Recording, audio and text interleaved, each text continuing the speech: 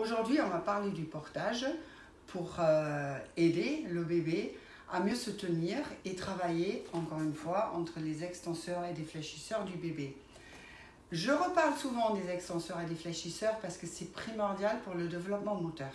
Si j'ai que des extenseurs, le bébé ne va jamais passer d'une étape à une autre.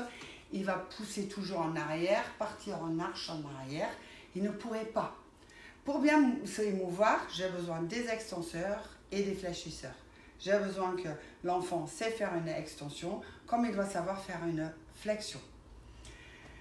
Les enfants qui sont trop portés enveloppés, souvent, la stimulation pour la flexion, elle passe un petit peu à côté.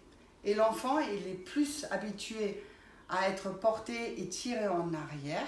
Et c'est là la difficulté commence, que l'enfant, la flexion ne s'installe pas, le bébé n'aime pas être sur le ventre et le développement moteur a vachement plus du mal à se mettre en route. On a déjà vu dans une vidéo précédente comment on soulève un bébé. Je répète vite fait, on met les deux mains sous l'omoplate, on rassemble les bras, on roule le bébé sur la main qui est en dessous, on attend que la tête elle vient. Et là, je vais finir le portage et je vais le prendre contre mon dos. Je prends avec ma main droite la jambe gauche et là, je vais faire une flexion jusqu'à sur le ventre. Les deux bras restent bien devant. Et là, si on regarde bien dans ce portage-là, quand j'ai la jambe qui est bien fléchie, le bras qui est devant, j'ai un dos rond. Ce dos rond qui est beaucoup demandé pendant le portage. Sauf que la particularité de ce portage-là, c'est que je ne vais pas donner un appui pour l'enfant, ni sur le dos, ni sur la tête. Il va être porté simplement sous les fesses avec le genou bien sur le ventre.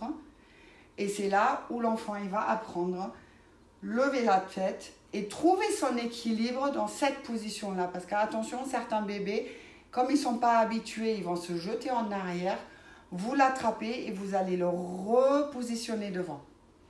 Et à partir maintenant, quand vous marchez, là, l'enfant petit à petit va commencer à se redresser automatiquement par des mouvements rythmés de votre marche.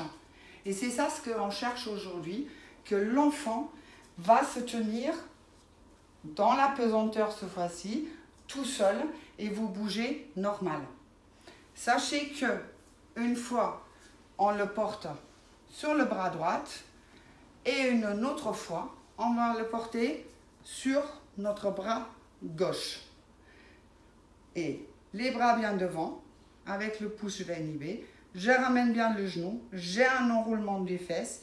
Je le pose sur la ceinture de mon pantalon, c'est un bon contre-appui.